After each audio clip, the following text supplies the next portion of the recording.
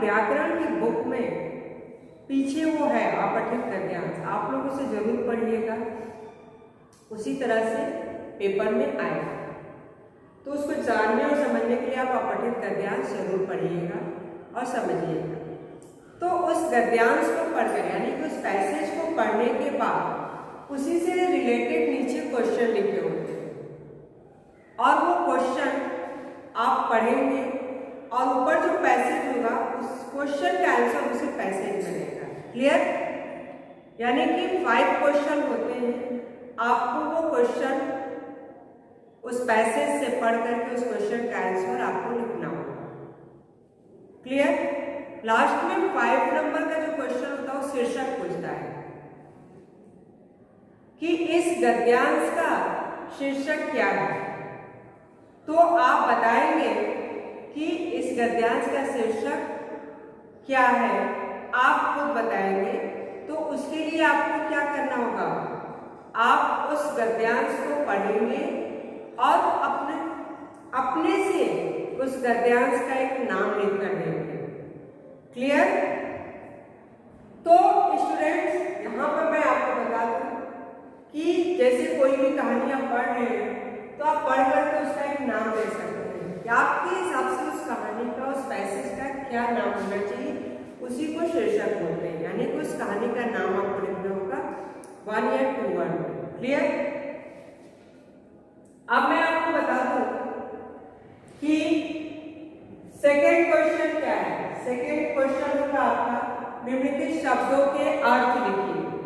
Clear? Question में students शब्द अर्थ होगा, यानी कि आपको आपके पोर्शन के जितने भी चैप्टर होंगे उस चैप्टर से आपको शब्द दिए जाएंगे और आप उन्हीं शब्द को पढ़ के उसका अर्थ लिखेंगे। जैसे ढेला मीन्स क्या होता है, गफलत मीन्स क्या होता है, अधीर मीन्स क्या होता है, पगडंडी मीन्स क्या होता है, भूजल मीन्स क्या होता है, जख्मी क्या होता है, तड़के क्या होता है, हिदायत क्या होता है, सम्मेलन क्या होता है। सम्मेलन मीन्स भरा हुआ, हिदायत मीन्स किसी को निर्देश देना, तड़के मीन्स सुबह जल्दी, जख्मी मीन्स घायल, भूजल मीन्स नीचे जो पानी का भंडार होता है उसको भूजल होते हैं, पगडंडी सड़क पर चलने के लिए जो पतली सड़क होती है। यानी इन सबके अधीन मतलब किसी के नीचे रहना, दबकर रहना। तो गफलत, गलती, इस तरीके से जो आप अर्थ लिखेंगे, एक तरफ आप शब्द लिखेंगे और दूसरी तरफ क्या लिखेंगे, अर्थ लिखेंगे। क्लियर? यानी इधर ये सारे शब्द आप लिखेंगे और इस साइड में इसका अर्थ हो जाएगा। क्लियर? शब्द अर्थ जैसे मैं आपको कॉपी में लिखवाती हूँ बिल्कुल आप वैसे ही एग्जाम में लिखेंगे। फिर आपका 3rd नंबर का जो क्वेश्चन होगा वो है निम्न वाक्यों में सही शब्द भरकर खाली जगह को भरें। यहाँ पर मैंने ऑप्शन दिया हुआ है और आपको बताना है इसमें से कौन सा सही शब्द है, वो आप यहाँ पर फिल करें। इस टाइप के क्वेश्चन होंगे आपके। मैंने यहाँ पर दिया है तो कुछ पीछे के अनेक शब्दों के लिए एक शब्द है और इसमें से वो अनेक शब्दों के लिए एक शब्द से मैंने कुछ क्वेश्चन दिए जो कि आप लोगों के पोर्शन में भी है, आप लोगों को बताया गया था कि भी चैप्टर आएगा तो उसी चैप्टर से मैंने कुछ क्वेश्चन दिए हैं, आप इसको समझिए। मुझे मिठाई खाने का है, शौक या शौक। अब आप खुद बताइए कि आपको मिठाई खाने का क्या है, शौक या शौक। शौक ना, यानी कि हमें मिठाई खाने का बहुत ही अच्छा लगता है, मुझे बहुत ही ये हमारा फेवरेट चीज है, यानी कि शौक। मुझे मिठाई खाने का शौक है। क्लियर? नमिता ने सारा फैला दिया, समान या सामान। समान मीन्स होता है बराबर, समान मीन्स क्या होता है, चीज, वस्तुएं। तो यहाँ पर वस्तुएं से हो गया यानी कि सामान। नमिता ने सारा सामान फैला दिया। क्लियर? आज रमेश की परीक्षा का आना है, क्या परिणाम या परिमाण। परिणाम मीन्स होता है रिजल्ट और परिमाण मीन्स होता है नाम। तो यहाँ पर परिणाम यानी कि आज रमेश की परीक्षा का परिणाम आना है। क्लियर? परिणाम। जो कड़वा बोलता है, अनेक शब्दों के लिए एक शब्द में ये है, आप लोगों ने पढ़ा होगा, उसे क्या बोलते हैं? कटुभाषी या मृदुभाषी। तो जो कड़वा बोलता है वो कटुभाषी होता है। कटुभाषी यानी कड़वा बोलने वाला। क्लियर? जो सब कुछ जानता है, वक्ता या सर्वज्ञ? वक्ता मीन्स बोलने वाला, सर्वज्ञ मीन्स जो सब कुछ जानता है। ठीक है? तो यहाँ पर सर्वज्ञ हो गया। जो प्रतिदिन होता है यानी कि रोज होता है, वो पाक्षिक होता है या दैनिक होता है? पाक्षिक मीन्स 15 दिन पर जो एक बार होता है, और दैनिक मीन्स रोज। तो जो प्रतिदिन होता है उसको दैनिक बोलते हैं। जो अपने देश का हो, स्वदेशी या विदेशी? विदेश में रहने वाला विदेशी कहलाता है, अपने देश में रहने वाला स्वदेशी कहलाता है।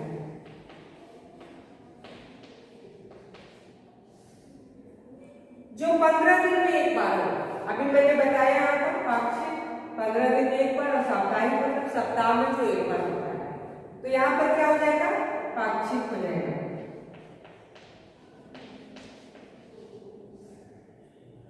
कविता लिखने वाली। अब कविता लिखने वाला कवि होता है, तो कविता लिखने वाली कौन सी होती है? क्या हो जाएगी? कवयित्री। क्या होती है? कवयित्री।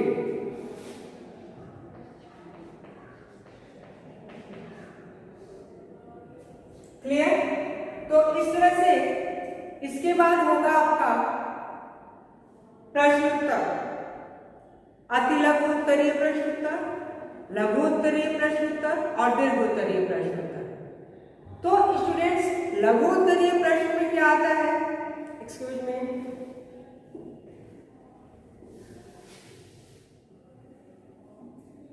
लघु उत्तरीय प्रश्न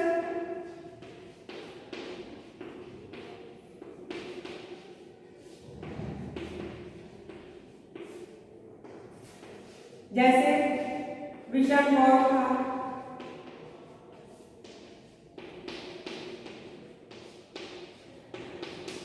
तो इसका आंसर क्या होगा? विषम एक 10 वर्ष का,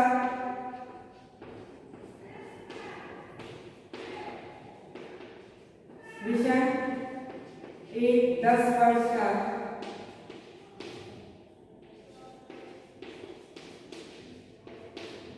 छोटा बच्चा।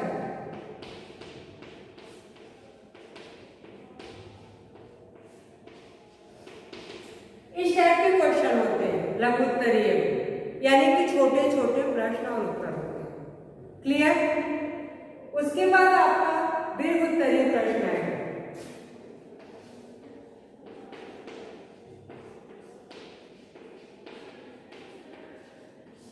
दीर्घ उत्तरीय प्रश्न। अब यहाँ पर बड़े बड़े प्रश्न, आपने देखा दीर्घ उत्तरीय प्रश्न। दीर्घ उत्तरीय प्रश्न क्या होंगे? जो कॉपी में मैंने आप लोगों को लिखवाया है, बड़े बड़े प्रश्नों के उत्तर। क्लियर? जैसे धरती को खूब बड़ी गुल्लक क्यों कहा गया? पाठ का नाम विषम की दिलेरी क्यों रखा गया? इस टाइप के प्रश्न, यानी कि जिसके आंसर बड़े बड़े होते हैं, वो दीर्घ उत्तरीय प्रश्न में आते हैं। क्लियर? यानी कि आपको हर तरह के प्रश्न और उत्तर याद करने हैं। यानी आपकी कॉपी में जो सिलेबस है, जो सिलेबस मैंने लिखवाया है, बताया है कि ये चैप्टर आपके आएंगे, उन चैप्टर के हर एक चीज को आपको याद करना है, चाहे वो शब्द अर्थ हो या छोटे छोटे प्रश्नों के उत्तर हो या बड़े बड़े प्रश्नों के उत्तर हो, आपको सब तैयार करना। क्लियर? अब आता है इसके बाद व्याकरण। व्याकरण में मैंने आप लोगों को बता रखा है कि आपके जो 1 या 2 चैप्टर आएंगे कौन से हैं, मैंने आप लोगों को सिलेबस में लिखवाया है। उस चैप्टर को आप तैयार करेंगे, उससे रिलेटेड बुक से पढ़िएगा ताकि उसमें सारे टाइप के क्वेश्चन होंगे, आप अच्छे से बुक से तैयारी करेंगे। फिर होंगे आपके अनुच्छेद लेखन, पत्र लेखन और निबंध लेखन। अनुच्छेद लेखन में मैंने आप लोगों को 2 लिखवाया है, जैसे पुस्तकालय या पेड़ हमारे साथ, तो दोनों आप तैयार करेंगे और पेपर में आपका 2 आएगा लेकिन लिखना आपको 1 रहेगा। वैसे ही पत्र लेखन है, दोनों तरह के पत्र मैंने लिखवाए हैं, औपचारिक पत्र और अनौपचारिक पत्र। क्लियर? एग्जाम में आपको सिर्फ 1 लिखना होगा, आएगा दोनों लेकिन लिखना 1 होगा। निबंध मैंने जिस पर लिखवाया है वो आप लोग तैयार कर लीजिए। और ये हो गया आपका व्याकरण का पोर्शन। साथ में आपको मैंने और बता रखा था कि अनेक शब्दों के लिए एक शब्द और शायद पर्यायवाची। तो आप लोग एक बार अपना सिलेबस जरूर देख लीजिएगा और उसी हिसाब से आप अपनी तैयारी रखेंगे। यानी कि जितनी भी चीजें कॉपी में लिखवाई गई हैं उसको आप लोग अच्छे से तैयार करिए। व्याकरण का हर चीज आप बुक से पढ़िएगा। व्याकरण का जो चैप्टर है वो दोनों आप बुक से पढ़ेंगे ताकि डीपली आपको पता चले।